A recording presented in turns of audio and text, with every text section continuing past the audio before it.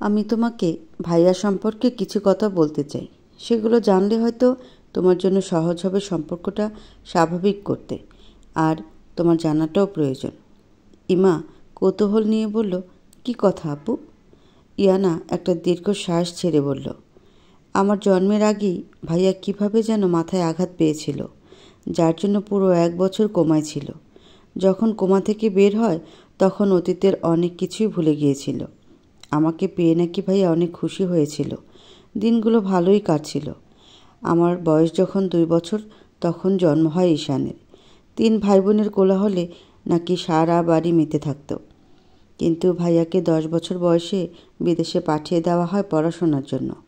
আমার বয়স তখন কেবল 4 বছর, আর ঈশানের মাত্র 2 বছর। ভাইয়া যেতে চাইছিল না, তাও মা নাকি জোর করে পাঠিয়ে দেয়। ইমা অনেক মনোযোগ দিয়ে শুনছে ইয়ানার কথা। ইয়ানা থেমে গেলে ইমা বলে উঠল, তারপর কি হলো? ইয়ানা আবার বলতে লাগলো, ভাইয়া চলে যাওয়ার পর অনেক দিন পর্যন্ত মায়ের সাথে কোনো কথা বলেনি, শুধু আমার সাথে আর ঈশানের সাথে কথা বলতো। তবে ছোটবেলা থেকে একটা বিষয় খেয়াল করতাম, বাবা আমার আর ভাইয়ার থেকে ঈশানকে অনেক বেশি ভালোবাসতো, এমনকি মাও। পরে অভিমান ভুলে ভাইয়াও মায়ের সাথে টুকটাক কথা বলতে শুরু করে। দেখতে দেখতে 8 বছর পার হয়ে যায়। মা ভাইয়াকে বলে তার 18তম জন্মদিনে অনেক ধুমধামে বাড়িতে পালন করতে চায়। ভাইয়াও রাজি হয়ে যায়, তাই জন্মদিনের 2 দিন আগেই দেশে চলে আসে। যেদিন ভাইয়ার 18 বছর পূরণ হয় সেদিন এখানকার ফ্রেন্ডদের সাথে দুপুরে লাঞ্চ করতে আর ঘুরতে গিয়েছিল, কারণ রাতে বাড়িতে পার্টি ছিল। কিন্তু ছোট্ট একটা অ্যাক্সিডেন্ট করে ভাইয়ার গাড়ি তাদের এক ফ্রেন্ডের অনেকটা আঘাত পায়, আর সবাই তাকে নিয়ে হসপিটালে চলে যায়। পার্টি শুরু হওয়ার অনেক সময় পার হয়ে গেলেও ভাইয়া ফেরে না। আমার বয়স তখন 12 বছর, আর ঈশানের 10 বছর। সারাদিন শুধু মারামারি করতাম দুজনে। পার্টি প্রায় শেষের দিকে ভাইয়া ফিরে আসে, তবে তাকে দেখে বাবা মা থমকে গিয়েছিল। আমার আজও চোখে ভাসে সেই দিনের প্রতিটা মুহূর্ত। আমার হাসি খুশি ভাইয়ার মুখ সেদিন লাল হয়ে গিয়েছিল রাগে। তাকে দেখে ভয় পেয়ে যাওয়ার মতো অবস্থা। বাবা মা অনেক বকা দেয় ভাইয়াকে, কিন্তু সে একটা ট্রু শব্দও করেনি। মাথা নিচু করে হাতের মুঠো শক্ত করে দাঁড়িয়েছিল। এতটুকু বলে ইয়ানা দম নিল। সেই দিনের কথা মনে পড়লে ইয়ানা আজও ভয়ে কেঁপে ওঠে। তার সবসময় হাসি খুশি থাকা ভাইয়াকে এতটা রেগে যেতে প্রথম দেখেছিল সেদিন ইয়ানা। ইয়ানাকে চুপ করে যেতে দেখে ইমা বলে, উনি এত রেগেছিলেন কেন আপু? ইয়ানা মলিন হেসে বলে, জানি না, আর সেটা আজও জানা হয়নি আমাদের। তবে বাবা মা মনে করে তাকে জোর করে বিদেশে পাঠানোর জন্য বাবা মায়ের উপর এত রেগে থাকে এখনও। ইমা বলল, সেদিন তারপর কি হয়েছিল? ইয়ানা ইমার দিকে তাকিয়ে আবার বলল, বাবা মা ভাইয়াকে বকছিল, আর এদিকে আমি আর ঈশান আইসক্রিম নিয়ে কাড়াকাড়ি করছিলাম। হঠাৎ আমার হালকা ধাক্কায় ঈশান অসাবধানতার জন্য নিচে পড়ে যায়, আর জোরে কেঁদে দেয় ব্যথা পাওয়ার জন্য। মা এমনই রেগেছিল, তাই আরও রেগে এসে আমাদের কাছে দাঁড়ায়। ঈশান আর আমাকে ইচ্ছে মতো বকা দিয়ে এক পর্যায়ে আমাকে থাপ্পড় মারার জন্য হাত ওঠায়, কিন্তু সেটা ধরে ফেলে ভাইয়া। ইয়াদ রাগে ফুসফুস করছে, রুবিনার হাত ধরে, আর ইয়ানা ভয়ে চোখ বন্ধ করে আছে। অনেক সময় পরেও যখন আঘাত অনুভব করে না, তখন চোখ মেলে তাকায় ছোট ইয়ানা। তাকিয়ে দেখে তার ভাইয়া তার মায়ের হাতটা শক্ত করে ধরে রেখেছে। রাগে ইয়াদের পুরো মুখ টমেটোর মতো লাল হয়ে গেছে, আর রুবিনা বিস্ময়কর চোখে ইয়াদের দিকে তাকিয়ে আছে। ইয়াদ রেগে দাঁতের দাঁত চেপে চিৎকার করে বলল, সাবধান মিসেস রুবিনা কবির, আমার বোনের গায়ে হাত তুলে সে হাত আমি ভেঙে দিতেও 2 মিনিট ভাববো না। এক ঝটকায় রুবিনা কবিরের হাত ছেড়ে দিল ইয়াদ। রুবিনা অবাকের চরম পর্যায়ে পৌঁছে গেছে ইয়াদের এমন আচরণে। তিনি বিশ্বাস করতে পারছে না এটা ইয়াদ। কখনো মায়ের উপর কথা না বলা ছেলেটা আজ মায়ের নাম ধরে কথা বলছে। কিভাবে বিশ্বাস করবে রুবিনা? ইয়াসির হামিদ ধমক দিয়ে বলে উঠল, ইয়াদ, এটা কি ধরনের বেয়াদবি? উনি তোমার মা হন। মায়ের সাথে কিভাবে কথা বলতে হয় সেটা তুমি ভুলে গেছো নাকি? ইয়াদ রুবিনার দিকে ছলছল চোখে তাকিয়ে বলে ওঠে, জন্ম দিলেই মা হওয়া যায় না। কিছু মানুষ মা হওয়ার যোগ্যতাই রাখে না, কিন্তু উপরওয়ালা তাদেরই মা বানিয়ে দেয়। উনি যদি সত্যিকার মা হতেন তাহলে মাত্র 10 বছরের ছোট্ট একটা ছেলেকে এত দূরে একা পাঠিয়ে দিতে পারতেন না কখনো। ইয়াসির বলে উঠল, সেটা তোমার ভালোর জন্য করেছে ইয়াদ। ইয়াদ তাচ্ছিল্যের সুরে বলে, ও mister DK, you just shut up. Yasir অবাক হয়ে বলল, ডিকে, হোয়াটস দ্যাট? ইয়াদ, আমি তোমার বাবা হই। ইয়াদ উত্তর দিল না। ইয়াসিরের দিকে তাকিয়ে রহস্যময় হাসল। ইমা কৌতূহল নিয়ে বসে আছে। ইয়ানা চুপ করে যেতেই ইমা আবার অস্থির হয়ে উঠল পরেরটা শোনার জন্য। ইয়ানা বলল, সেদিন হঠাৎ করে ভাইয়া এমন রাগী হয়ে গেল। ভাইয়ার ধারণা হলো আমি বাবা মায়ের কাছে ভালো নেই। তার 2 দিন পরেই আমাকে সাথে নিয়ে ইউকে ব্যাক করে ভাইয়া। তারপর থেকে ভাইয়ার রাগ কমার বদলে 3 দিন বাড়তেই থাকে। বাবা মায়ের সাথে কথা বলা একদম বাদ দিয়ে দেয়, তবে আমাকে কখনো কথা বলতে বাধা দেয়নি। ধীরে ধীরে বুঝতে পারলাম ভাইয়া মেয়েদের সহ্য করতে পারে না। ভাইয়া কত হ্যান্ডসাম সেটা তো জানোই। মেয়েরা মাছির মতো ভনভন করতো ভাইয়ের আশেপাশে, আর তাতে সে আরও রেগে যেত।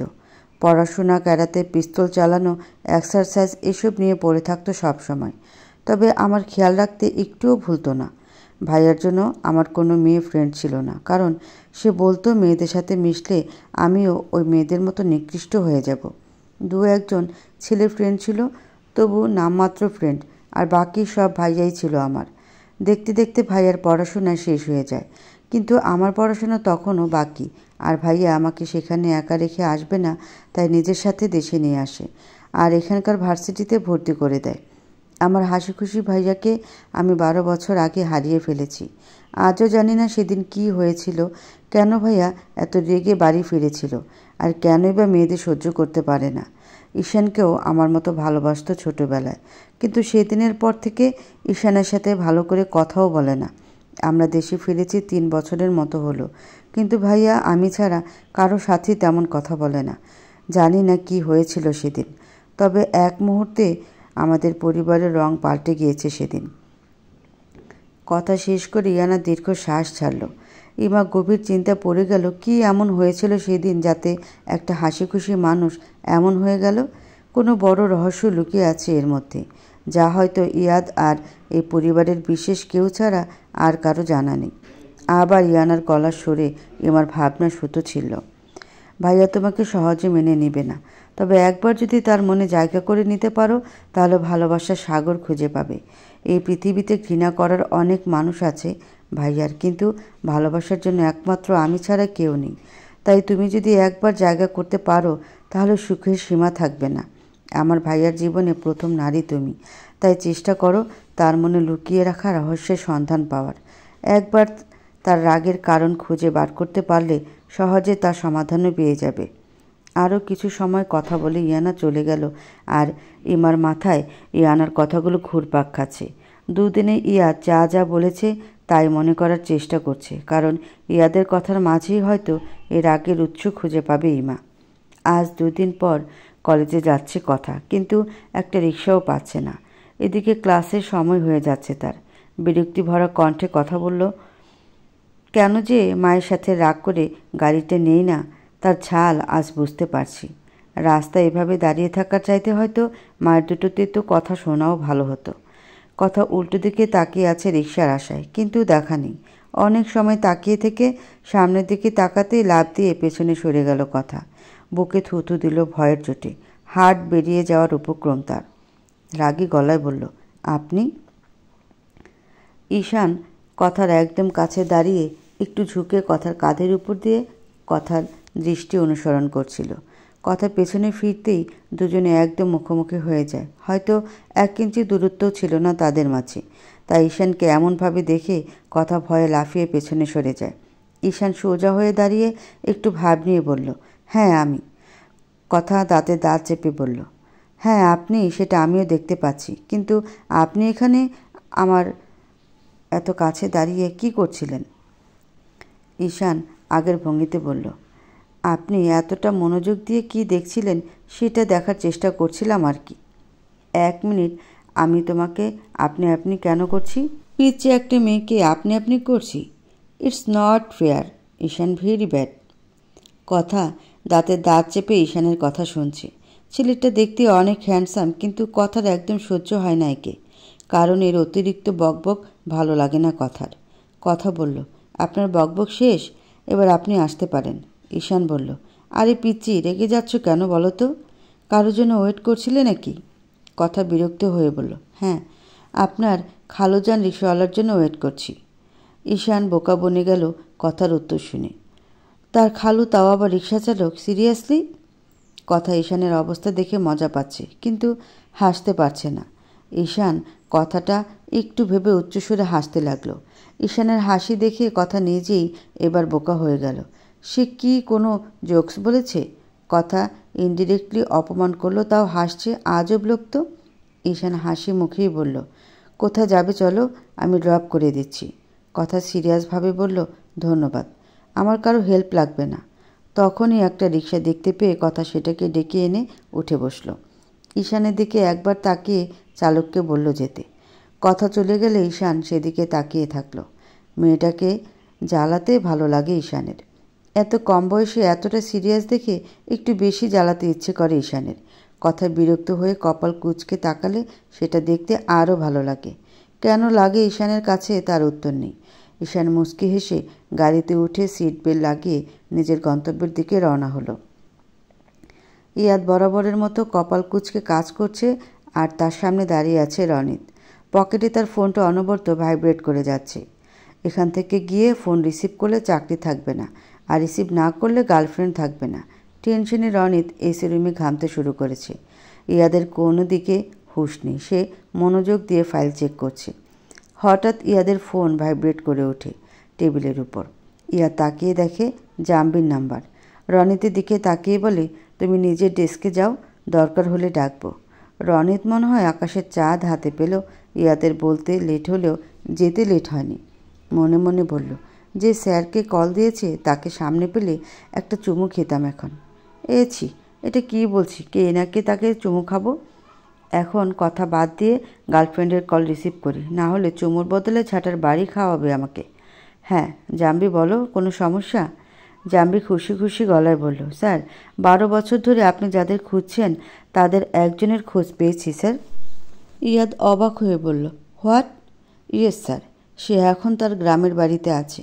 আর আপনি এদেশ থেকে যাওয়ার পরপরই উনি ঢাকা থেকে চলে গিয়েছিলেন, কারণ ওনাকেও খুনের চেষ্টা করা হয়েছিল। ইয়াদ বিস্ময়কর কণ্ঠে বলল, বাট হোয়াই? উনি আমাকে সব জানিয়ে দিয়েছে। সেটা তো আমি আর উনি ছাড়া কেউ জানতো না। তাহলে কেন? আর এদের আচরণেও তো মনে হয় না এরা জানে যে আমি সব সত্যি জেনে গেছি।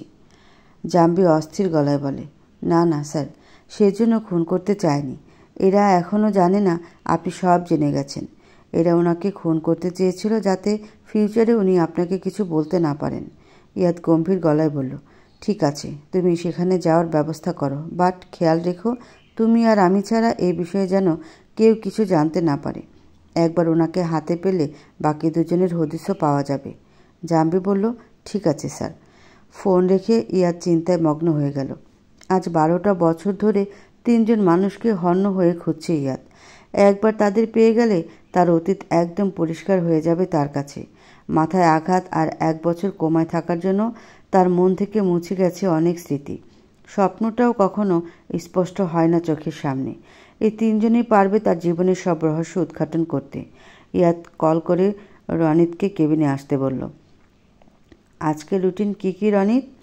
স্যার, আজ তেমন কোনো কাজ নেই। যা কাজ সব অফিসের মধ্যে, তবে একবার কনস্ট্রাকশন সাইডে যেতে হবে সব ঠিকঠাক হচ্ছে কিনা দেখতে।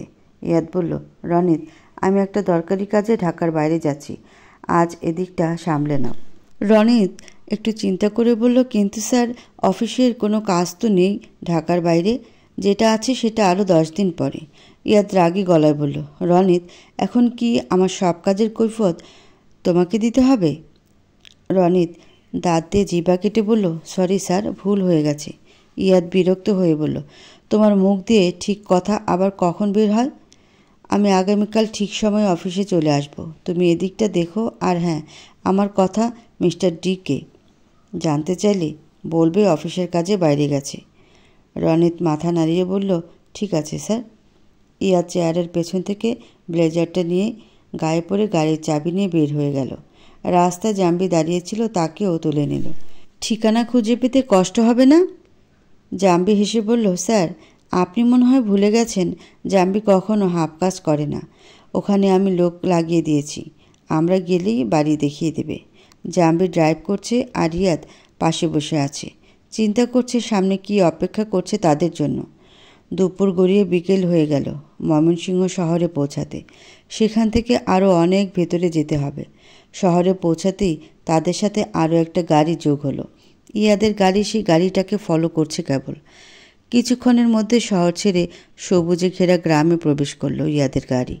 দুপাশে সবুজের ফসলের ক্ষেত আর মাঝে পিচঢালা রাস্তা। অনেকটা সময় পর একটা ছোট্ট বাজারের মতো জায়গায় গাড়ি এসে থামলে সবাই নেমে পড়ে। সামনের কাঁচা রাস্তা দিয়ে হেঁটে যেতে হবে, তাই সবাই সেদিকে পা বাড়ালো। প্রায় 10 মিনিট হাঁটতেই পুরনো একটা দোতলা বাড়ির সামনে এসে থামল ইয়াদ।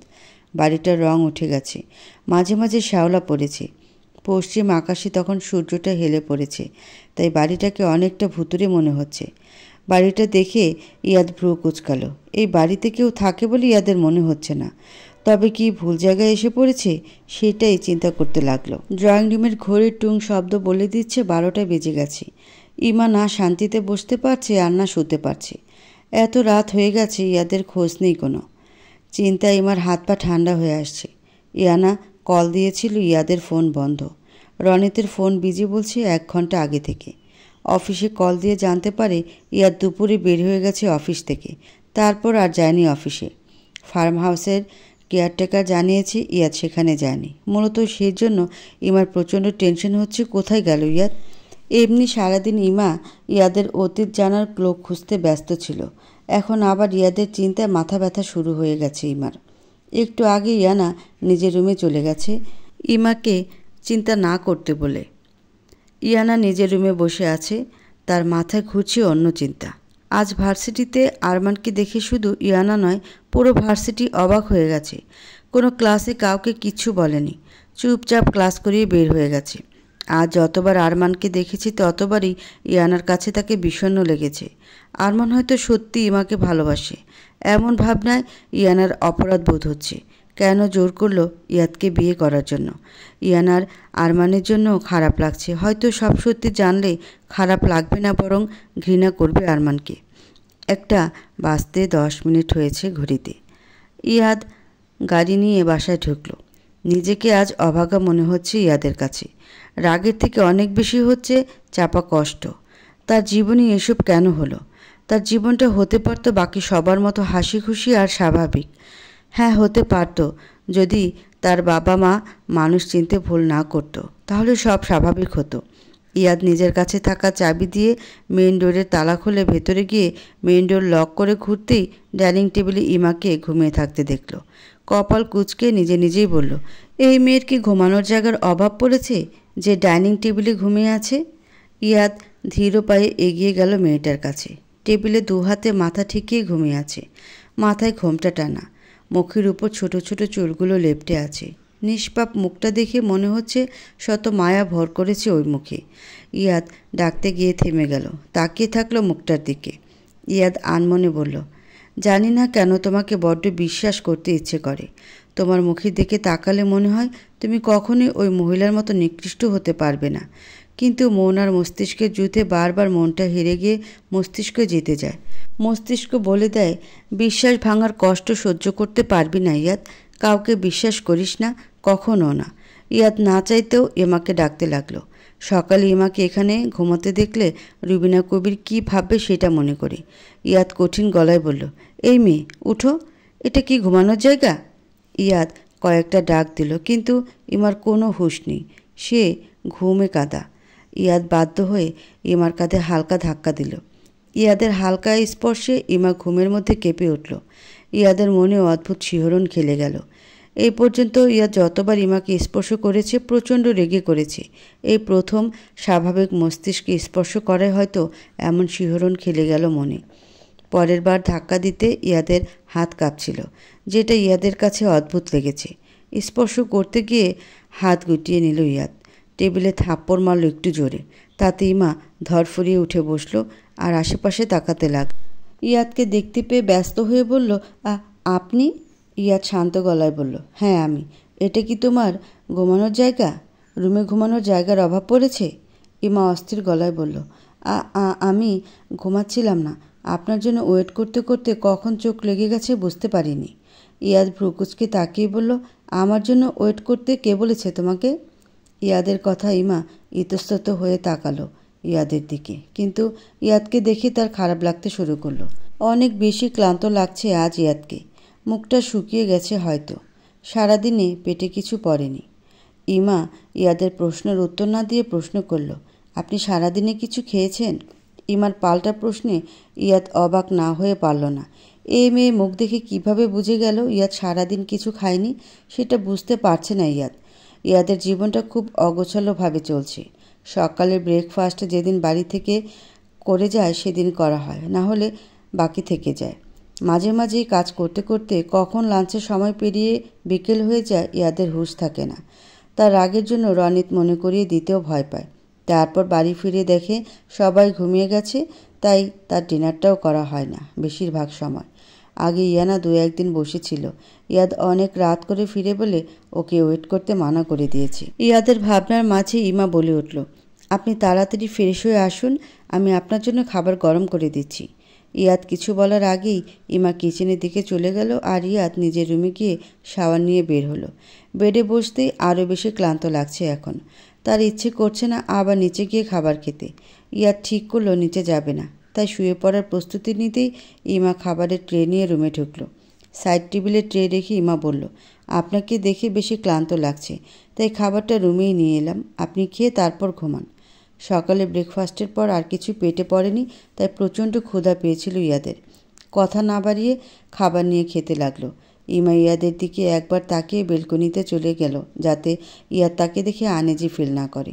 ইয়াদের পেটটা ভরে এলে তখন ইমার কথা মনে পড়ল। আশেপাশে তাকিয়ে দেখল ইমা নেই। বেলকনির দিকে তাকিয়ে দেখে রেলিং ধরে আকাশের দিকে তাকিয়ে আছে। ইয়াদের বড্ড ইচ্ছে করছে মেয়েটা খেয়েছে কিনা জিজ্ঞেস করতে, কিন্তু নিজের ইগোর জন্য পারছে না। ইয়াদের মনে হচ্ছে সে যদি ইমাকে জিজ্ঞেস করে সে খেয়েছে কিনা, তাহলে ইমা মনে করবে ইয়াদ তার প্রতি দুর্বল হয়ে গেছে। এমন উদ্ভট চিন্তা করে ইয়াদ ইমাকে কিছু বলল না। খাওয়া শেষে ইয়াদ ওয়াশরুম থেকে হাত ধুয়ে এসে শুয়ে পড়ল। অনেক সময় পার হয়ে গেলে ইমা রুমে এসে দেখে ইয়াদ ঘুমিয়ে পড়েছে। ইমা খুব করে চাইছিল ইয়াদ তাকে জিজ্ঞেস করুক সে খেয়েছে কিনা।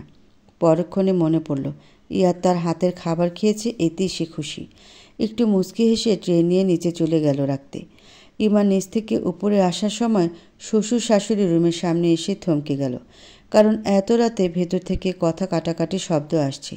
ইমা ভাবল কারো রুমে আড়ি পেতে কিছু শোনা ঠিক না, তাই চলে যাওয়ার জন্য পা বাড়াতেই নিজের নাম শুনে থমকে গেল। রুবিনা কবি রেগে বলল, এই ইমা অনাথ একটা মেয়ে, এমন একটা চালচুলোহীন মেয়েকে তুমি আমার ছেলের জন্য কিভাবে পছন্দ করলে দিশার? ইমা বিড়বিড় করে বলল, দিশার কে? শ্বশুরমশার নাম তো ইয়াসির। ইমা অবাক হয়ে আরও কৌতূহল নিয়ে শুনতে লাগলো। আরও বেশি অবাক হলো দিশার হিসেবে যখন তার শ্বশুর মশাইয়ের গলার আওয়াজ শুনতে পেল তখন। দিশার বিরক্ত হয়ে বলল, দিশার করো না তো রুবিনা, দেয়ালেরও কান আছে, কেউ শুনতে পেলে সন্দেহ করবে। আর তোমার ছেলের জন্য এমন মেয়ে কেন পছন্দ করেছি সেটা আবার তুমি জিজ্ঞেস করছো? তোমার বদরাগী ছেলের বাজে ব্যবহার কোনো ভালো পরিবারের মেয়ে সহ্য করে এখানে পড়ে থাকবে? এই মেয়ের যাওয়ার কোনো জায়গা নেই, তাই ইয়াদকে যতই অত্যাচার করুক সে কোথাও যেতে পারবে না। আর আমাদের কাজ হলেই হয়েছে। ইয়াদের বউ কে হলো সেটা দিয়ে আমাদের কি প্রয়োজন? নাকি শেষ সময় এসে নিজের ছেলের জন্য তোমার ভালোবাসা উতলে পড়ছে রুবিনা?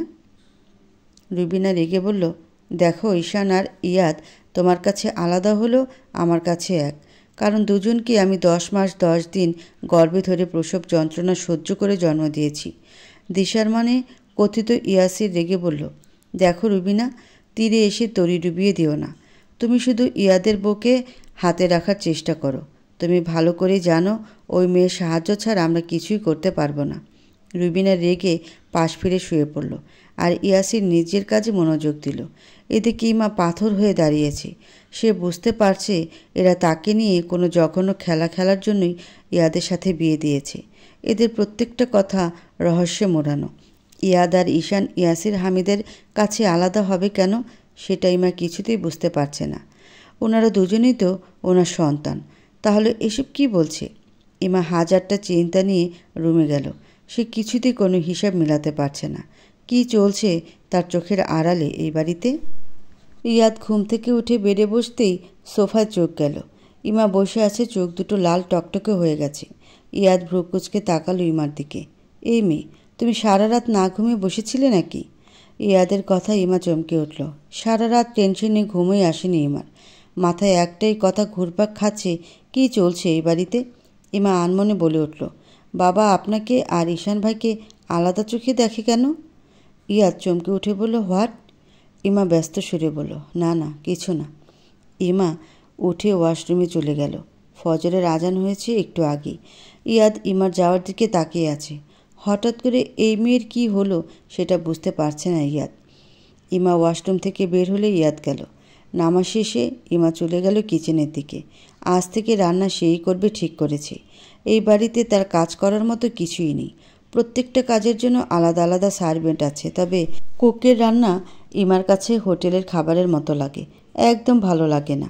সকালে অবশ্য ব্রেড, বাটার, ডিমের অমলেট, ফ্রুটস জুস, ফ্রুট ছাড়া কিছু খেতে দেখে না এদের। ইমার এসব খাবার বিরক্ত লাগে। দুদিন খেয়েই বিরক্ত হয়ে গেছে। সারা বছর এরা কিভাবে খায় সেটা ভেবে পায় না ইমা।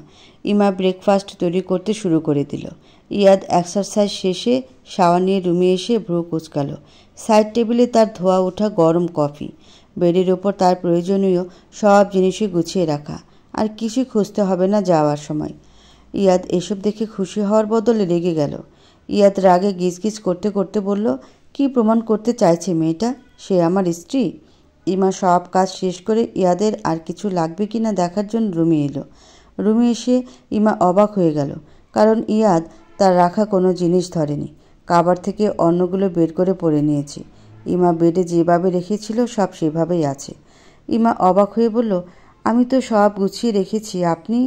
ইমা আর কিছু বলার আগেই ইয়াদ ইমাকে এক ঝটকায় কাবারের সাথে চেপে ধরে বলল, কি প্রমাণ করতে চাইছো তুমি? এসব করে নিজেকে আমার স্ত্রী প্রমাণ করতে চাইছো? ইমা ভয় না পেয়ে নির্লিপ্ত ভাব নিয়ে বলল, আমার তো কিছু প্রমাণ করার নেই। আপনি মানেন আর না মানেন, পবিত্র কলেমা পড়ে বিয়ে করেছেন আমাকে। আমি আপনার স্ত্রী, এটা প্রমাণ করার কিছু নেই। সারা দেশের মানুষ জানে, আর সেটা আপনারাই জানিয়েছেন। ইয়াদ দাঁতে দাঁত চেপে বলল, তুমি আমার স্ত্রী সারা দেশের মানুষের কাছে, কিন্তু আমার কাছে না। তাই সারা দেশের মানুষের কাছে আমার স্ত্রী হয়ে থাকো, আমার কাছে স্ত্রী হওয়ার চেষ্টা করো না, সেটা তোমার জন্য ভালো হবে না। ইমা আবার বলল, আমার সাথে আজ পর্যন্ত কি ভালো হয়েছে সেটা আমি খুঁজে পাই না। আপনি আর কি খারাপ করবেন? ইমা নিজের হাতের পোড়া দাগ দেখিয়ে বলল, এতটা খারাপ করবেন? ইয়াদকে ধাক্কা দিয়ে সরিয়ে পেছন ঘুরে পিঠে শাড়ির আঁচল সরিয়ে মারের কালো কালো দাগ দেখিয়ে বলল, নাকি এতটা খারাপ করবেন? ইয়াদ ইমার পিঠ দেখে আঁতকে উঠল, কারণ শাড়ি আর ব্লাউজ ছাড়া শরীরের যতটুকু জায়গা ফাঁকা আছে সব জায়গায় কালো কালো দাগ। দেখে মনে হচ্ছে দাগগুলো বেশ পুরনো, আবার কিছু নতুন। ইয়াদ কিছুই বুঝতে পারছে না এই মেয়ের শরীরে এসব দাগ কিসের। ইমা ধরা গলায় বলল, ছোট ছোট ভুলের পুরস্কার স্বরূপ এই দাগগুলো উপহার দিয়েছিল আমার মনি। সবার সামনে যতটা অত্যাচার করত, সবার চোখের আড়ালে করত, তার থেকে কয়েক গুণ বেশি। আপনি আর কি করবেন এর থেকে বেশি? করতে চাইলে বড়জোর খুন করতে পারবেন, আর তাতে আমার কোনো আপত্তি নেই। আপনার যদি আমাকে খুন করে শান্তি হয় তাহলে আমাকে বলবেন, আমি হাসি মুখে আপনার সামনে দাঁড়িয়ে যাব জীবন দেওয়ার জন্য। ইয়াদ কী বলবে বুঝতে পারছে না। মারের দাগগুলো কালো হয়ে গেছে অতিরিক্ত ফর্সা হওয়ায়। দাগগুলো যেতে হয়তো আরও অনেকটা সময় লাগবে, কিন্তু ইয়াদ এটা ভেবে পাচ্ছে না তার থেকেও খারাপ মানুষ পৃথিবীতে আছে। এটা ভেবে ইয়াদ নিজেই আবার হাসল। তাদের থেকে খারাপ মানুষ তো তার চোখের সামনে এই বাড়িতে বাস করছে এক ছাদের নিচে। ইয়াদকে চুপ থাকতে দেখে ইমা বলল, কি হলো, চুপ করে গেলেন কেন? ইয়াদ নিজের কাজ করতে করতে বলল, তোমার সাথে এমনটা করার কারণ? ইমা দীর্ঘশ্বাস ছেড়ে বলল, জানি না, তবে নানু বলতো মনির রাগ ছিল আমার বাবা মায়ের উপর, আর তার প্রতিশোধ আমার উপর নিয়েছে। আর উসিলা স্বরূপ ছিল আরমান ভাইয়া। ইয়াদ আরমানের নাম শুনে ইমার দিকে প্রশ্নবোধক দৃষ্টিতে তাকালো, কারণ এই নামে ইমাদের পরিবারের কেউ আছে বলে শুনেনি। বিয়ের সময় কথাকে ছাড়া কাউকে দেখেওনি। ইয়াদ বলল, আরমানকে? ইমা ইয়াদের প্রশ্নে অপ্রস্তুত হয়ে পড়ল। ইয়াদ এমনি তাকে সহ্য করতে পারে না। এখন যদি আরমানের বিষয়ে সব শুনে সন্দেহ করে ইমাকে, সে ভয় ইমা কিছু বলছে না। ইয়াদ ভ্রু কুচকে বলল, কি হলো, কথা বলছো না কেন? আরমানকে? ইমা আমতা আমতা করে বলল, আমার খালাতো ভাই আরমান। তো সে কি করেছে? ইমা অস্থির হয়ে বলল, কিছু না, আপনি নিচে আসুন তাড়াতাড়ি, সবাই হয়তো অপেক্ষা করছে। ইমা শাড়ির আঁচল ভালো করে গায়ে জড়িয়ে রুমের বাইরে চলে গেল। ইয়াদ সেদিকে তাকিয়ে আছে। হঠাৎ ইয়াদের হুঁশ হলো সে এতক্ষণ মেয়েটার সাথে এত ভালো করে কথা বলেছে আর তার রাগও হয়নি। ইয়াদ যেন নিজেকে বিশ্বাস করতে পারছে না। রাগটা এখন ইয়াদের একটা রোগে পরিণত হয়েছে। কারো সামান্য কথায় সে ভয়ঙ্কর রেগে যায়। তবে কি ইয়াদ তার রোগীর মেডিসিন পেয়ে গেল? ইয়াদ চিন্তা ভাবনা বাদ দিয়ে তাড়াতাড়ি রেডি হয়ে নিচে চলে গেল। নিচে গিয়ে ইয়াদের চোখ চড়ক গাছ। টেবিল ভর্তি নানা আইটেমের খাবার সাজানো। প্রতিদিনের মতো বোরিং খাবারগুলো আজ দেখা যাচ্ছে না। ইয়াদের বুঝতে বাকি রইল না এই সব কিছু ইমা করেছে। ইয়াদ রাগে কটমট করে ইমার দিকে তাকালো। সে কেন এই মুখোশধারী মানুষগুলোর জন্য এত কষ্ট করে রান্না করেছে সে রাগে ইয়াদ ফেটে পড়ছে। এদের পিছনে বাধ্য হয়ে এত বছর ধরে নিজের দাদার কষ্টের টাকার অন্ন ধ্বংস করছে, এটাই তো বেশি। ইয়াদ না খেয়ে ইমার দিকে তাকিয়ে দাঁতে দাঁত চেপে বলল, এখনই রুমে এসো। কথাটা বলে ইয়াদ কিছু না বলে হনহনিয়ে আবার রুমে চলে গেল।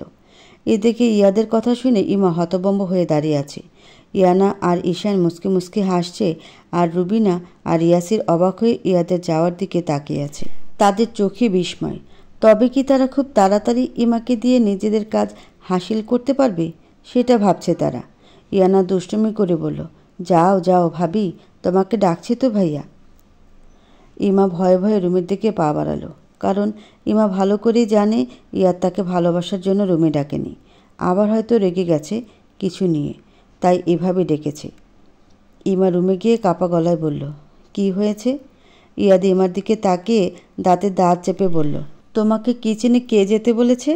ইমা আমতা আমতা করে বলল, না মানে আমি নিজে থেকে গিয়েছি। ইয়াদ আগের ভঙ্গিতে বলল, এই বাড়িতে কোনো কাজে হাত লাগাবে না, প্রত্যেকটা কাজের জন্য সার্ভেন্ট রাখা আছে। ইমা অসহায় দৃষ্টিতে তাকিয়ে বলল, আচ্ছা, আমার কোনো কিছুই কি আপনার ভালো লাগে না? আমি যাই করি আপনি তাতেই রেগে যান। আমার ভুল কোথায় আমি সেটাই বুঝতে পারছি না এখনও পর্যন্ত। ইয়াদ রহস্যময় হেসে বলল, আমাকে বিয়ে করা তোমার সবচেয়ে বড় ভুল। বুঝতে পেরেছ মিসেস ইসমাত আবিয়াত? ইমা, আর এই ভুলের মাসুল তোমাকে সারা জীবন দিতে হবে। কথাটা বলে ইয়াদ রুম থেকে বের হয়ে যেতে গেলে ইমা বলে উঠল, ঠিক আছে, আমার ভুলের মাসুল আমি সারা জীবন দিব। তার আগে এটা বলুন, বাড়ির কোনো কাজ না করলে কি করব আমি সারাদিন? আপনি অফিসে থাকেন, আপু ভার্সিটি চলে যায়, মা সারা দিন কোথায় থাকে? ইমা কথা শেষ করতে পারল না, তার আগে ইয়াদ গাল চেপে ধরল ইমার। রক্ত লাল চোখে তাকিয়ে বলল, খবরদার ওই মহিলাকে যেন আর কখনো আমার সামনে মা ডাকতে না দেখি তোমাকে। ইমা ওই অবস্থায় থেকেই বলল, তাহলে কি বলবো? আপনার মতো নাম ধরে ডাকবো? ইয়াদ দাঁত কিটমিট করে বলল, দরকার হলে তাই বলবে, কিন্তু মা বলবে না। ইমা ইয়াদের হাত ছাড়ানোর চেষ্টা করে বলল, ইয়ানা আপু, ঈশান ভাই, ওনারাও তো মা বলে তাকে ডাকে। তাহলে? ইয়াদ বলল, ঈশান কি বলল তাতে আমার এক বিন্দু কিছু আসে যায় না, তবে ইয়ানা মা বলা তো দূর, ঘৃণায় ওই মহিলার দিকে তাকাবেও না, আর সেটা খুব তাড়াতাড়ি হবে। ইয়াদ ইমাকে ধাক্কা দিয়ে সরিয়ে দিল। ইমা নিজের গালে হাত বোলাতে লাগলো। ইয়াদের হাত লোহার মতো শক্ত, ইমার গাল ব্যথা হয়ে গেছে। ইয়াদ হঠাৎ বলল, করার কিছু পাও না তুমি, তাই না? তোমার পড়াশোনা শেষ, গ্রাজুয়েশন কমপ্লিট করে ফেলেছ? ইমা অবাক হয়ে বলল, আমার তো অনার্সে কমপ্লিট হয়নি, আবার গ্রাজুয়েশন? ইয়াদ বলল, নিজেকে আবরার হামিদ ইয়াদের স্ত্রী দাবি করো, অথচ তার সাথে দাঁড়ানোর শিক্ষাগত যোগ্যতাও নেই। আবার তুমি কাজ খুঁজছো, সারাদিন কি করবে? ইমার চোখ খুশিতে চকচক করে উঠল। আমাকে পড়তে দিবেন? ইয়াদ গম্ভীর গলায় বলল, কেউ বলবে আবরার হামিদ ইয়াদের স্ত্রী আন্ডার গ্র্যাজুয়েট, সেটা আমারই অপমানজনক। তাই ইয়ানার সাথে ভার্সিটি চলে যেও আজ থেকে। ইয়াদ চলে গেলে ইমাও সাথে গেল। খাবার খেয়ে সবাই ইমার রান্নার প্রশংসা করল। ইয়াদ কিছু না বলে চুপচাপ খেয়েছে শুধু। খাওয়া শেষে যে যার কাজে চলে গেল। দেখতে দেখতে কেটে গেল অনেকগুলো দিন। ইয়াদ আর ইমার সম্পর্কের তেমন একটা উন্নতি হয়নি, তবে ইয়াদ ইমার সাথে কথা বলে প্রয়োজন মতো। রেগে গেলে আবার আগের মতোই গাল চেপে ধরে বা হাত মুচড়ে ধরে। ইমা অবশ্য প্রচুর বিরক্ত করে ইয়াদকে। ইয়াদের রাগকে ভয় পেলেও ইয়াদের কপাল কুঁচকে তাকানো খুব ভালো লাগে ইমার। নিজের অজান্তে কখন ইয়াদকে এতটা ভালোবেসে ফেলেছে ইমা বুঝতেই পারেনি। ইয়ানার সাথে রেগুলার ভার্সিটি যায় ইমা, তবে আরমানকে যথাসম্ভব এড়িয়ে চলে, মন দিয়ে পড়াশোনা করে। ইয়াদকে মাঝে মাঝে বাধ্য করে তাকে পড়াশোনায় সাহায্য করতে। হঠাৎ করে ইমার সাথে ইয়াদের এমন নর্মাল ব্যবহার করারও একটা কারণ আছে, যেটা হয়তো সঠিক সময়ে জানতে পারবে ইমা। এদিকে রহস্য উদ্ঘাটনের যথাসাধ্য চেষ্টা করছে ইমা, কিন্তু যখনই মনে হয় সব রহস্য উদ্ঘাটনের একদম নিকটে, তখনই এমন কিছু সামনে আসে যাতে আবার সব এলোমেলো হয়ে যায়। ইমার সন্দেহের তালিকায় আছে ইয়াসির হামিদ। ইমার মনে হয় এই একজন ব্যক্তি সব রহস্যের মূল, কিন্তু তার বিরুদ্ধে কিছু খুঁজে পায় না ইমা। এদিকে ঈশান প্রতিনিয়ত কথাকে বিরক্ত করার নতুন ওয়ে খুঁজে চলছে। কথা ইমার সাথে কয়েকবার দেখা করতে এসেছিল কলেজ থেকে ফেরার সময়। প্রত্যেকবারই ঈশানের জ্বালাতন সহ্য করতে হয়েছে তাকে। ইমা বেডে বসে নিজের পড়া দেখছিল, আর ইয়াদ অফিসে যাওয়ার জন্য রেডি হচ্ছে, ড্রেসিং টেবিলের সামনে দাঁড়িয়ে। ইমার পুরনো মডেলের ফোনটা বেজে উঠল। ইমা বইয়ের দিকে তাকিয়ে থেকেই ফোনটা রিসিভ করে কানে ধরল। আসসালামু আলাইকুম, কে বলছেন? ইয়াদ ইমাকে ফোন রিসিভ করতে দেখে একবার ঘুরে তাকালো ইমার দিকে। ইমার সাথে স্বাভাবিকভাবে কথা বলতে ইয়াদের আনেজি লাগে। নিজের খোলস থেকে বের হতে পারে না চেষ্টা করেও, তাই যতটা প্রয়োজন ততটাই কথা বলে। ফোনে ওপাশের কথা শুনে ইমা মা বলে চিৎকার করে উঠল। হাত থেকে ফোনটা পড়ে গেল। ইমা পাগলের মতো হাউমাউ করে কাঁদতে লাগলো। ইয়াদ দ্রুত পায়ে ইমার কাছে এসে জিজ্ঞেস করলো, কি হয়েছে? এভাবে পাগলের মতো কাঁদছো কেন তুমি? ইমা কাঁদতে কাঁদতে বলল, আমার মা। বাকিটা বলার আগেই আবার কাঁদতে লাগলো। ইয়াদ বিরক্ত হয়ে ইমাকে আর কিছু জিজ্ঞেস না করে ইমার ফোনটা নিজের কানে নিল। হ্যালো, কে বলছেন? ভেজা গলায় কথা বলল, ভাইয়া, আমি কথা। ইয়াদ কথাকে চেনে, কয়েকবার বাসায় এসেছিল, আর বিয়েতেও পরিচয় হয়েছিল। ইয়াদ শান্ত গলায় বলল, কি হয়েছে কথা? ইমা এভাবে কাঁদছে কেন? কি বলেছ? উত্তরে কথা যা বলল তাতে ইয়াদ বরফের মতো জমে গেল। অসহায় দৃষ্টিতে তাকালো ইমার দিকে। ইমা ইয়াদের শার্টের হাতা আঁকড়ে ধরে কাঁদতে কাঁদতে বলল, আমি মায়ের কাছে যাব, প্লিজ আমাকে নিয়ে চলুন। আপনি যা বলবেন তাই শুনবো, আপনাকে কখনো বিরক্ত করব না, একদম চুপ থাকব, একটা কথাও বলবো না আর কখনো। তবুও আমাকে আমার মায়ের কাছে নিয়ে চলুন দয়া করে। আজ কেন যেন ইয়াদের খুব কষ্ট হতে লাগলো ইমার কান্না দেখে। বুকের বাঁ পাশটায় চিনচিনে ব্যথা অনুভব হতে লাগলো। ইমার মাথাটা নিজের বুকের সাথে চেপে ধরে বলল, কান্না করো না প্লিজ, আমি নিয়ে যাব তোমাকে এখনই। হসপিটালের বারান্দায় বসে আছে ইয়াদ, তার পাশেই ইমা থ মেরে বসে আছে। কাঁদতে কাঁদতে ক্লান্ত হয়ে গেছে মেয়েটা। ইয়াদ তাকিয়ে আছে ইমার দিকে। আজ বড্ড অসহায় লাগছে ইমাকে। তাহেরা চেক আপ করে ডাক্তার বের হলে ইমা দৌড়ে যায় তার কাছে। আমার মা কেমন আছে ডক্টর? ডক্টর হতাশ গলায় বলে, ওনার অবস্থা খুবই ক্রিটিক্যাল। আমি ওনাকে আরও অনেক আগে জানিয়েছিলাম ওনার কিডনি ড্যামেজ হয়ে গেছে, তখন অপারেশন করে কিডনি চেঞ্জ করলে হয়তো বেঁচে যেতেন, কিন্তু উনি তারপর আর আমার সাথে কোনো যোগাযোগই করেননি। এখন কিডনি ড্যামেজ হয়ে যাওয়ার কারণে আরও অনেক সমস্যা দেখা দিয়েছে ওনার শরীরে। অপারেশন করলেও বেঁচে যাওয়ার সম্ভাবনা 100%-এর মধ্যে 1%-এ এরকম। আমরা যত তাড়াতাড়ি সম্ভব অপারেশনের ব্যবস্থা করছি। ডক্টর চলে যেতে ইমা থপ করে মাটিতে বসে পড়ে।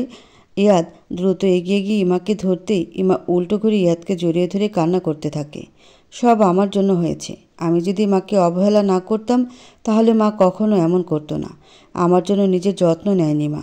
ইয়াদ ইমার মাথায় হাত বুলিয়ে দিয়ে বলে, কান্না করো না, সব ঠিক হয়ে যাবে। আমি অভিজ্ঞ ডক্টরদের আনার ব্যবস্থা করেছি। তারা এসে অপারেশন করলেই তোমার মা একদম ঠিক হয়ে যাবে, আর কিডনির ব্যবস্থা হয়ে গেছে, তাই চিন্তা করো না, ঠিক হয়ে যাবে। ইমা ফ্লোরে বসে ইয়াদের বুকে মাথা রেখে ডুকরে কেঁদে উঠল। তারপর ভাঙা গলায় বলল, আমি একবার মায়ের সাথে দেখা করতে চাই, প্লিজ একবার মায়ের সাথে দেখা করার সুযোগ করে দিন, প্লিজ প্লিজ। ইয়াদ বলল, কিন্তু ওনার তো এখন জ্ঞান নেই। ইমা আগের মতো বলল, আমি শুধু মাকে দেখব, একবার জড়িয়ে ধরব। ইয়াদ ইমাকে ধরে উঠিয়ে পাশের চেয়ারে বসিয়ে দিল। তারপর বলল, তুমি এখানে বসো, আমি ডক্টরের সাথে কথা বলে ব্যবস্থা করছি। তাহের এতক্ষণ দূরে দাঁড়িয়ে চোখের পানি ফেলছিল। তাহের তার মাকে হসপিটালে নিয়ে এসেছে, বাবা বাসায় ছিল না। হঠাৎ মাকে ডাকতে ডাকতে রুমে গিয়ে দেখে মা সেন্সলেস হয়ে পড়ে আছে, তাই হসপিটালে নিয়ে এসেছে। ইমা তাহেরকে ছোটবেলা থেকে দেখতে পারে না, তাই তাহের ইমার থেকে দূরেই থাকে। ইমার থেকে 4 বছরের ছোট তাহের ইমার পাশে গিয়ে বসে বলে, আপু। কারো ডাকে ইমা পাশে তাকিয়ে তাহেরকে দেখতে পায়। আজ কেন যেন তাহেরকে বড্ড আপন মনে হচ্ছে ইমার কাছে। না চাইতেও ইমা ভাই বলে তাহেরকে জড়িয়ে ধরল। ধরা গলায় বলল, তুই থাকতে মা এমন কিভাবে করলো তাহের? তাহের কাঁদতে কাঁদতে বলল, মা আমাদের কিছুই বুঝতে দেয়নি আপু। মা তোমাকে খুব ভালোবাসে আপু, খুব ভালোবাসে। তোমার ছোটবেলার জামা কাপড় আঁকড়ে প্রায় কাঁদতে দেখতাম মাকে। বিড়বিড় করে বলতো, আমাকে মাফ করে দে মা, আমাকে মাফ করে দে। মা এসব শুনে আরও ডুকরে কেঁদে উঠল। তার মা তাকে কত ভালোবাসে, আর সে সবসময় মাকে অপমান করে গেছে, নিজের মা বলে স্বীকার করেনি কখনো। তাহের ইমার থেকে সরে ইমার হাত ধরে বলল, আমিও তোমাকে খুব ভালোবাসি আপু, কিন্তু তুমি রাগ করবে ভেবে তোমার সামনে আসি না। তোমার বিয়ের দিন আমি গিয়েছিলাম তোমাকে দেখতে, লাল পরীর মতো লাগছিল তোমাকে, কিন্তু তোমার সামনে যাওয়ার সাহস হয়নি। মাও জানে না আমি গিয়েছিলাম তোমার বিয়েতে। আমি নানু বাড়িতে আর মনিদের বাড়িতে যেতাম শুধু তোমার জন্য। আপু, আমরা এক বাবার সন্তান না হলেও এক মায়ের সন্তান তো। তাহলে তুমি কেন আমাকে নিজের ভাই মনে করো না? বিশ্বাস করো আপু, আমি তোমাকে খুব ভালোবাসি আপু, খুব। কথাগুলো শেষ করে তাহের কাঁদতে লাগলো। তাহেরের কথার কি উত্তর দেবে ইমা তার জানা নেই। ইমা তখন ছোট ছিল, বুঝতে পারত না তার মায়ের আবার বিয়ে হয়েছে। বিয়ের 1 বছরের মাথায় তাহেরের জন্ম হয়। ইমার বয়স তখন কেবল 4 বছর। ছোট ইমা মনে করত তাহেরের জন্যই তার মা তাকে ভালোবাসে না, সুযোগ পেলে মারত তাহেরকে। তাই বাধ্য হয়ে ইমাকে ইমার নানা বাড়ি রাখে তাহেরা। কিন্তু বড় হয়ে যখন ইমা বুঝতে শিখে তাহেরের বাবা তার বাবা নয়, সে আরও বাড়িতে পা রাখেনি কখনো। ইমার আর তাহেরের কান্নার মাঝে ইয়াদ এসে উপস্থিত হয়। ইমা আর তাহেরের মাঝে ইয়াদ নিজেকে আর ঈশানকে দেখতে পাচ্ছে। ওদের সম্পর্কটা এক ধরনের হলেও মাঝে পার্থক্য আছে অনেক। ইয়াদ দীর্ঘ শ্বাস ছেড়ে ইমার পাশে এসে দাঁড়ালো। তাতে ইমা চোখ তুলে তাকালো ইয়াদের দিকে।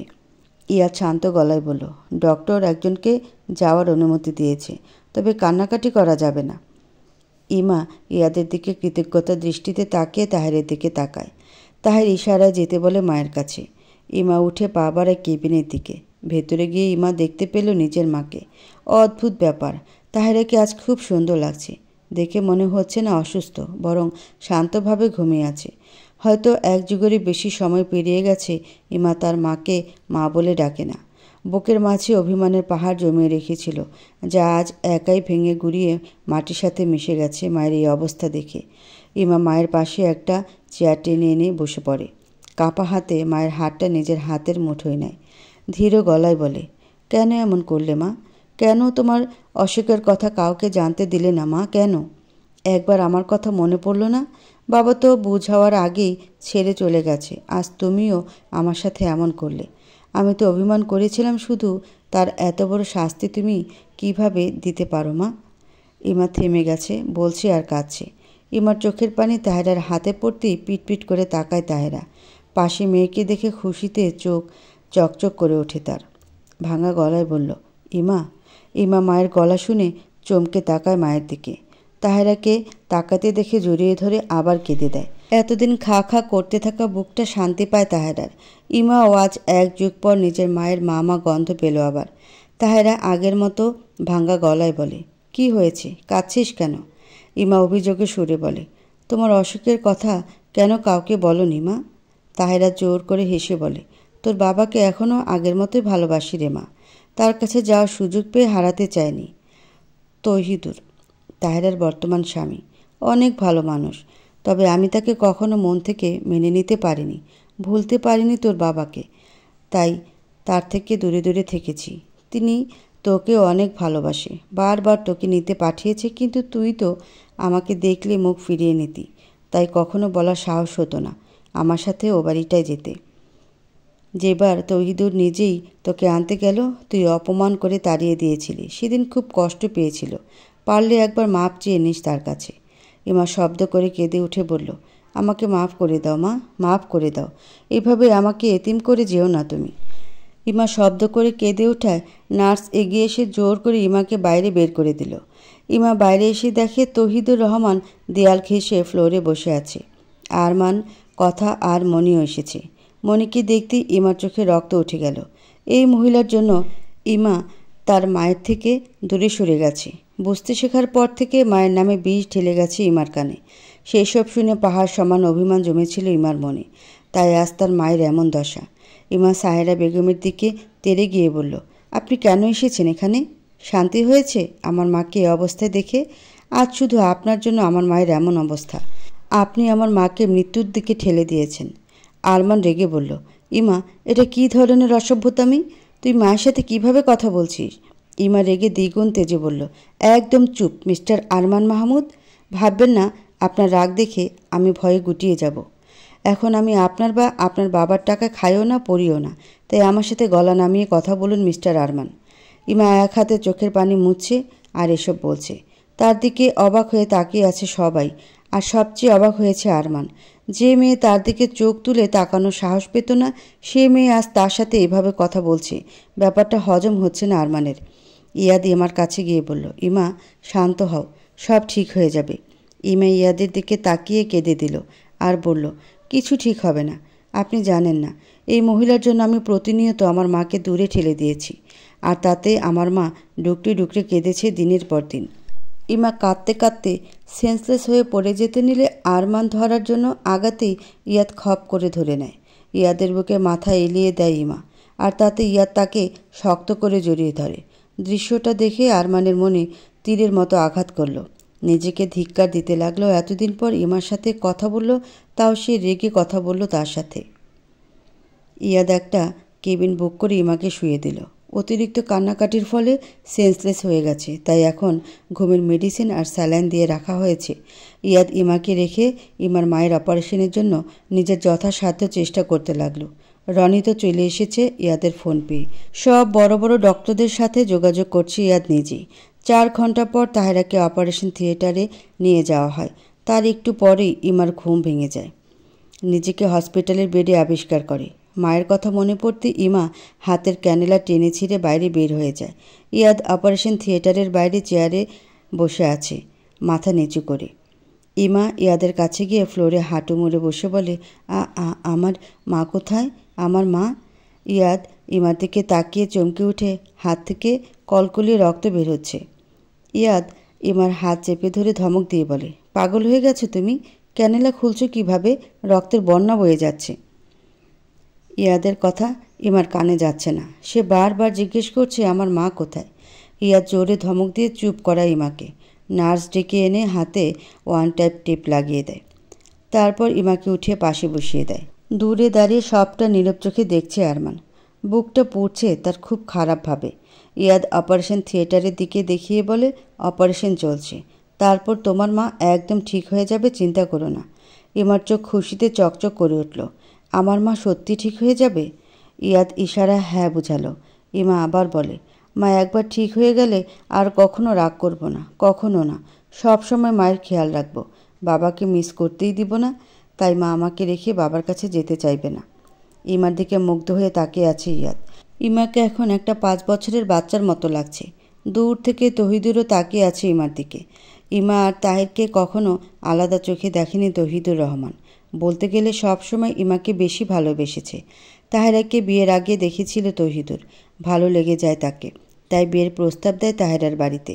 তহিদুর সরকারি চাকরি করে, তাই তাহেরার বাবা মা মানা করার সুযোগ পায়নি। কিন্তু বিয়ের আগেই তাহেরা পালিয়ে গেল ইমরুলের সাথে।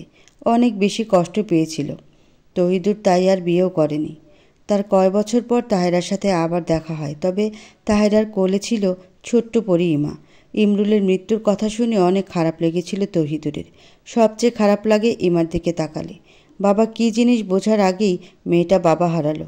মূলত ইমার কথা চিন্তা করেই তাহেরাকে বিয়ে করতে যায় তহিদুর। আর তাছাড়া তাহেরাকেও সে আগে থেকেই ভালোবাসত। সবাই রাজি হলেও তাহেরা রাজি হয় না বিয়েতে। এভাবে কেটে যায় 1 বছর। তারপর কি হয়েছিল তহিদুর জানে না। হঠাৎ করে তাহেরা রাজি হয়ে যায় বিয়েতে। বিয়েটাও হয়ে যায়, কিন্তু তাহেরা কিছুতেই মেনে নিতে পারে না তহিদুরকে। তহিদুর ভেবেছিল একটা বাচ্চা হলে সব ঠিক হয়ে যাবে। তাহেরের জন্মের পর তাহেরকে মেনে নিল, তহিদুরকে মানতে পারে না তাহেরা। মাঝে ইমাকে দূরে পাঠাতে হয়। অনেক চেষ্টা করে তহিদুর তাহেরার মনে জায়গা করতে পারেনি। তাই একসময় হাল ছেড়ে দেয় তৌহিদুর। কারণ সম্পর্কটা ভালোবাসা না হলেও সে কখনো তিক্ততার সম্পর্ক বানাতে চায়নি। তাহেরাকে নিজের মতো থাকতে দিয়েছে, কিন্তু তার প্রাপ্য হিসাবে তাহেরা তাকে চিরদিনের মতো ছেড়ে যেতে চাইবে ভাবতে পারেনি তৌহিদুর। আজ বড্ড আফসোস হচ্ছে, কেন তাহেরাকে নিজের মতো চলতে দিয়েছিল। আজ সে না হতে পেরেছে তাহেরার স্বামী, আর না হতে পেরেছে ইমার বাবা। তাহেরার সাথে সম্পর্কটা তিক্ততার হতে না দিলেও ইমার সাথে তার সম্পর্কটা যে তিক্ততায় ডুবে গেছে সেটা বুঝতে বড্ড দেরি করে ফেলেছিল তৌহিদুর। তাহেরের বয়স 5 বছর হতেই তৌহিদুর তাহেরাকে বলেছিল, মেয়েটা আর কতদিন অন্যের বাড়িতে থাকবে? আমার এত বড় বাড়ি থাকতে তুমি ইমাকে বাড়ি নিয়ে এসো, মেয়েটাও এখন বড় হচ্ছে, অন্যের বাড়িতে থাকা ভালো দেখায় না। তাহেরা কি বলবে ভেবে পায় না, কারণ সে অনেকবার গিয়েছে ইমাকে আনতে, কিন্তু ছোট্ট ইমা তাকে এইভাবে বলতে পারে কল্পনাও করেনি তাহেরা। তাই রাগ করে বলল, আমি যেতে পারবো না, আপনার মেয়েকে আনার দরকার হলে নিজে যান। সত্যি গিয়েছিল সে ইমাকে আনতে, কিন্তু ইমা তাকে যা বলেছিল তাতে সে চোখের পানি আটকে রাখতে পারেনি। আর কখনো যায়নি ইমার সামনে সে। তৌহিদুর অতীতে বিচরণ করছিল, পাশে বসে আছে তাহের। তাহের চমকে উঠে বলল, আব্বু, ডক্টর বের হয়েছে। তাহেরের কথায় সবাই তাকালো অপারেশন থিয়েটারের দিকে। মুখ কালো করে বের হয়ে এসেছে ডক্টর। ডক্টরের মলিন মুখ দেখে কলিজা কেঁপে উঠল ইমা, তাহের আর তৌহিদুরের। আগরবাতির গন্ধ ম করছে সারা বাড়ি। উঠানে গিজগিজ করছে গ্রামের মানুষ। বিকেল গড়িয়ে সন্ধ্যের আয়োজন চলছে প্রকৃতিতে। পাখিটা নিরে ফেরার উদ্দেশ্যে ছুটে চলেছে এদিক ওদিক, সাথে করছে কিচিরমিচির শব্দ। তবে সেই সাথে কানে আসছে বাড়ির দক্ষিণ দিকের শিমুল গাছের ওপর বসা কাকের কা কা ডাক। অবেলায় কাকের ডাক বড্ড বেমানান, তবে তাতে কি বা করার আছে? অনেক কিছুই আমাদের কাছে বেমানান লাগে, কিন্তু তাও সহ্য করতে হয়। বাড়ির উঠানে কাফনে মোড়ানো তাহেরার লাশটাও বেমানান লাগছে, তবে করার কিছুই নেই। তৌহিদুর গ্রামের বাড়ি নিয়ে এসেছে তাহেরার লাশ। এক পাশে এলোমেলো হয়ে বসে আছে ইমা, আর তার পাশে ইয়ানা বসেছে ইমাকে সামলাতে। ইমার চোখে পানি নেই, দৃষ্টি সামনে রাখা লাশের খাটিয়ার দিকে। শুধু বিড়বিড় করে একটা কথাই বলছে, তার জন্য মরে গেছে মা। সে দায়ী তার মায়ের মৃত্যুর জন্য। তার মা সত্যি তাকে ছেড়ে চলে গেল, এটা যেন সে কিছুতেই বিশ্বাস করতে পারছে না। তাহেরের মাথার কাছে বসে মায়ের মুখের দিকে তাকিয়ে আছে তাহের, আর একটু দূরেই তৌহিদুর।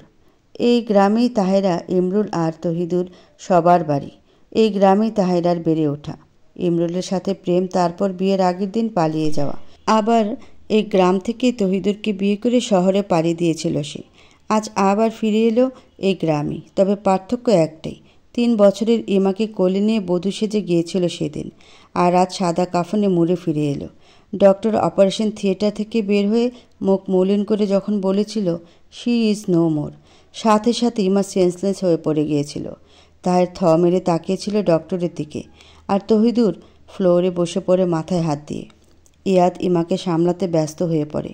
বাড়িতে কল দিয়ে ইয়ানাকে আসতে বলে কিছুক্ষণের মধ্যে ইয়ানা আর ঈশান দুজনেই চলে আসে। কারো মনের অবস্থা স্বাভাবিক নেই, তাই সব ফর্মালিটি ইয়াদ নিজেই সামলায়। তৌহিদুরের কথায় তাহেরাকে গ্রামের বাড়ি আনার ব্যবস্থা করা হয়। এখন প্রায় সন্ধ্যা নেমে এসেছে, আর কিছুক্ষণের মধ্যেই দাফন কাজ সম্পন্ন করা হবে। ইয়াদ এক কোণে দাঁড়িয়ে আছে, সাথে ঈশান। ইমা নানু সায়রার বুকে পড়ে চুপটি করে মেয়ে লাশের দিকে তাকিয়ে আছে। প্রথম থেকে একটুও কাঁদেনি সে। অনেক সময় হলো তার কোনো সারা শব্দও নেই। সায়রা কাঁদতে কাঁদতে বলল, ও মা, তোমার তাহেরা চলে গেছে সবাইকে ছেড়ে, একটু কাঁদো। সায়রা সাড়া না পেয়ে মায়ের মাথাটা বুক থেকে সরাতেই মা বলে চিৎকার করে উঠল। তার চিৎকারে সবাই দৌড়ে কাছে এলো। আরমান দ্রুত পালস চেক করে পাশে বসে পড়ল থপ করে। নিজের মায়ের দিকে তাকিয়ে ইশারায় বোঝালো নানু আর বেঁচে নেই। সাহেরার চিৎকারে পুরো বাড়ি কেঁপে উঠল। এবার নানুর বয়স হয়েছে, এই বয়সে এসে এত বড় ধাক্কা সামলে উঠতে পারেনি, সহ্য করতে পারেনি আদরের মেয়ের নিথর দেহ। সেও মেয়ের সাথে বিদায় নিয়েছে এই স্বার্থপর পৃথিবী থেকে। তাকেও সোজা করে শুয়ে দেওয়া হলো। কি নির্মম সেই দৃশ্য! পাশাপাশি পড়ে আছে মা মেয়ের লাশ। ইমা ধীর পায়ে এগিয়ে গিয়ে নানুর মাথার কাছে বসে মাথায় হাত বুলিয়ে দিয়ে বলল, এই নানু, তুমি কথা বলছো না কেন? তুমি তো তোমার মেয়ের মতো স্বার্থপর নও যে আমাকে একা রেখে ছেড়ে যাবে। তুমি তো সবসময় আমার পাশে ছিলে ছায়ার মতো। তাহলে আজ কেন নিজের মেয়ের জন্য আমাকে ছেড়ে যেতে চাইছো? এই নানু, উঠো না, তোমার মেয়েকে একটু বকে দাও। সে আমাদের রেখে চলে যাচ্ছে, তুমি তাকে বকে দাও। ইয়াদ ইমার কাছে গিয়ে জোর করে টেনে উঠিয়ে দাঁড় করালো। ইয়াদ বুঝতে পারছে ইমার মেন্টাল কন্ডিশন একেবারে ঠিক নেই। খারাপ কিছু হয়ে যাওয়ার আগে দূরে নিতে হবে, ওকে বোঝাতে হবে। ইমা ইয়াদের দিকে তাকিয়ে বলল, এই দেখেন না, নানুও কথা বলছে না। কিছু বলুন নানুকে। আমি কিভাবে বাঁচব? সবাই আমাকে রেখে চলে গেলে কেউ তো ভালোবাসে না ইমাকে, শুধু মা আর নানু ছাড়া। তারাও চলে গেলে ইমা কিভাবে বাঁচবে? তাদের একটু বোঝান না। ইয়াদ কী বলে ইমাকে সান্ত্বনা দিবে ভাষা খুঁজে পাচ্ছে না। একসাথে দুজন আপন মানুষকে হারানোর যন্ত্রণা হয়তো ইয়াদও কোনো একদিন পেয়েছিল, তবে কষ্টটা হয়তো ইমার থেকে কম হয়েছিল। ইয়াদ ইমাকে কিছু বলছে না। ইমা ইয়াদকে চুপ থাকতে দেখে রেগে বলল, আপনি কাউকে কিছু বলছেন না কেন? ওদের বলুন আমাকে একা ফেলে না যেতে। আমি আর কখনো আপনাকে জ্বালাবো না, কথা দিচ্ছি। তবু ওদের যেতে মানা করেন। ইমা চিৎকার করে কথা বলতে বলতে আবার চুপ হয়ে গেল।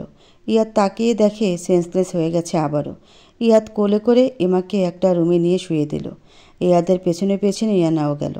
ইয়াদ ইয়ানাকে বলল, তুই ওর পাশে থেকে কোথাও যাবি না, এখানে বসে থাকবি। সেন্স ফিরলেও আর বাইরে যেতে দিবি না।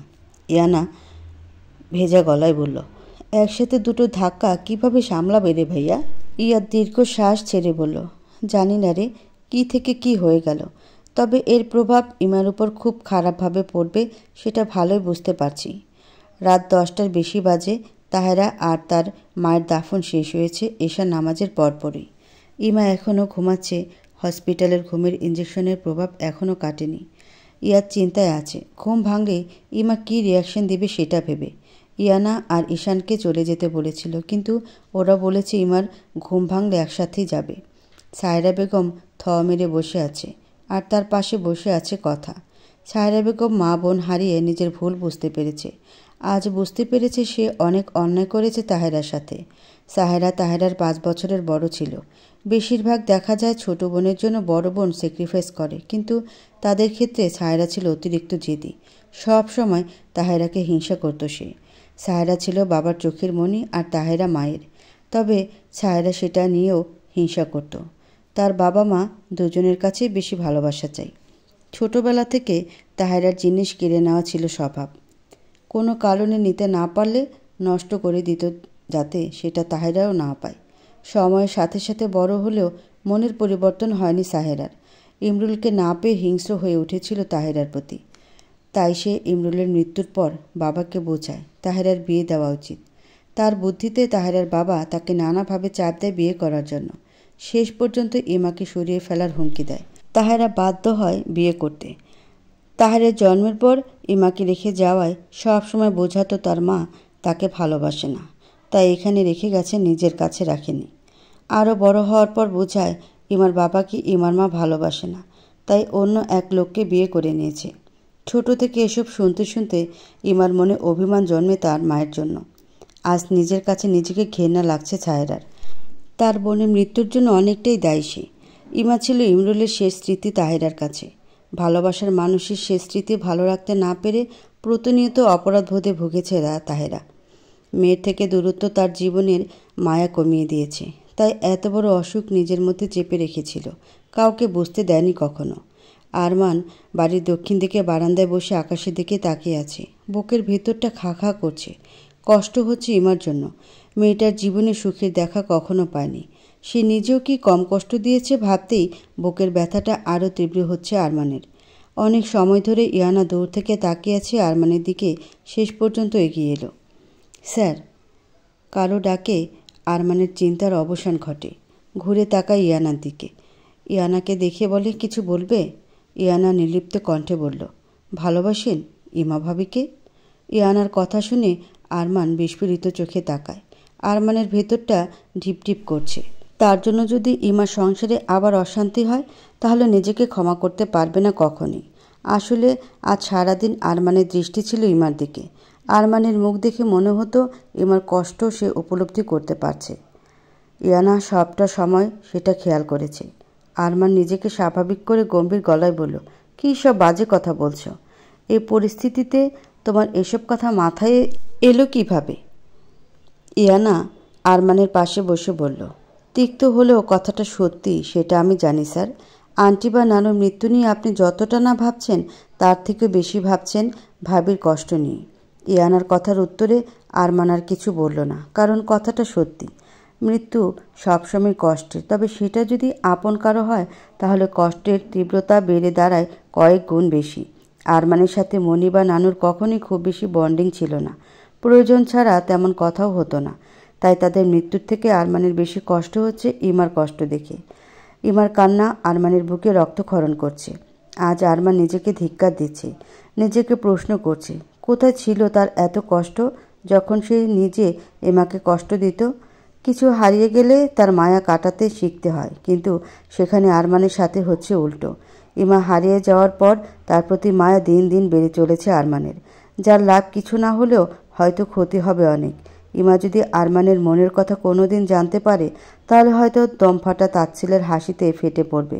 আরমান তো চাইতেই ইমার কষ্টে ডুবে থাকা জীবনে এক পশলা সুখের বৃষ্টি হতে পারত, তা না হয়ে কষ্টটাকে আরও বাড়িয়ে দিয়েছে সে। ইয়ানা চুপচাপ বসে রইল আরমানের পাশে, কেউ কিছু বলছে না। ইয়াদ ইমার পাশে বসে আছে, কখন ইমার ঘুম ভাঙবে সেই আশায়। হঠাৎ রনিতের কল এলে নেটওয়ার্কের প্রবলেমে কথা বলতে পারে না, তাই বাইরে বের হয়ে আসে। মাথায় কারো আলতো হাতের স্পর্শ পেয়ে ইমা চোখ মেলে তাকায়, পিট পিট করে তাকিয়ে দেখতে পায় তৌহিদুরকে। ইমা দর ফুরিয়ে উঠে বসতে গিয়েও পারল না। তৌহিদুর ভাঙা গলায় বলল, থাক মা, তোকে উঠতে হবে না। ইমা বলল, আপনি? তৌহিদুর মায়াভরা দৃষ্টিতে তাকিয়ে আছে ইমার দিকে। ছোট্ট মেয়েটা কত বড় হয়ে গেছে। ইমা তাকে সেদিন অপমান করে ফিরিয়ে দেওয়ার পর তৌহিদুর আর কখনো ইমার সামনে যায়নি। তৌহিদুর মায়াভরা কণ্ঠে বলল, তোর মা আমাকে কখনো মেনে নেয়নি, তাই এমন ফাঁকি দিয়ে চলে গেল। আমি কি এতটাই খারাপ? তুইও একবারও বাবা ডাকতে পারবি না? বিশ্বাস কর মা, দ্বিতীয়বার তোর মাকে বিয়ের প্রস্তাব দিয়েছিলাম তোর মতো একটা মিষ্টি মেয়ের বাবা হতে পারবো বলে। ছোটবেলায় তুই আমার আঙ্গুল ধরে হাঁটতি আর মিষ্টি করে বাবা ডাকতি। বিশ্বাস কর মা, সেই ডাক আজও আমার কানে বাজে। ইমা টলমল চোখে তাকিয়ে আছে তৌহিদুরের দিকে। এত ভালোবাসা পায়ে ঠেলে সে কীভাবে বেছে নিয়েছিল তিক্ততার সম্পর্ক? এই মানুষটা একবার তার মুখে বাবা ডাক শোনার জন্য কত ছটফট করেছে, আর সে মুখ ফিরে নিয়েছে বারবার। সব সময় রক্তের সম্পর্ক কি সব হয়? মনের সম্পর্ক কি কিছুই না? এমার মন আজ তীব্রভাবে চাইছে সামনে বসা মানুষটাকে একবার বাবা বলে ডাকতে। মাকে হারিয়ে মায়ের কদর বুঝেছে সে। এবার ওনাকে ফিরিয়ে দিলে হয়তো একদিন আবার আফসোস করতে হবে আজকের মতো। হঠাৎই ইমার মায়ের কথা মনে পড়ে গেল। এক মুহূর্তের জন্য ভুলে গিয়েছিল মা আর নানুর কথা। ইমা পাগলের মতো কান্না করে বলল, আমার মা কোথায়? মা, আমার নানু? ইমার কান্নার শব্দে ইয়াদও বারান্দায় থেকে রুমে চলে এলো। রুমে এসে দেখতে পেল তৌহিদুরকে। ইয়াদ ব্যস্ত হয়ে বলল, কি হয়েছে ইমা, এমন করছো কেন? ইমা শক্ত করে ইয়াদের হাত আঁকড়ে ধরে বলল, আমার মা কোথায় ইয়াদ? ইয়াদ নরম গলায় বলল, ইমা শান্ত হও, এমন পাগলামি করলে তুমি অসুস্থ হয়ে যাবে। ইমা কথা না শুনে চিৎকার করে কাঁদতে লাগলো আবার। ইমার দিকে টলমল চোখে তাকিয়ে তৌহিদুর বের হয়ে গেল রুম থেকে। ইমাকে শক্ত করে জড়িয়ে ধরল ইয়াদ, তবু ইমা থামছে না। এভাবে চলতে থাকলে ইমা অসুস্থ হয়ে যাবে। ইয়াদ কি করবে বুঝতে পারছে না। ইয়াদ জোরে ধমক দিয়ে বলল, চুপ করবে তুমি? ইয়াদের ধমকে ইমা কেঁপে উঠে চুপ করে যায়। ইমাকে চুপ করতে দেখে ইয়াদ আবার বলে, চলো বাসায় যাবে। ইমা নিজেকে ইয়াদের থেকে ছাড়ানোর চেষ্টা করে ভেঙে ভেঙে বলে, আমি আপনার সাথে কোথাও যাব না।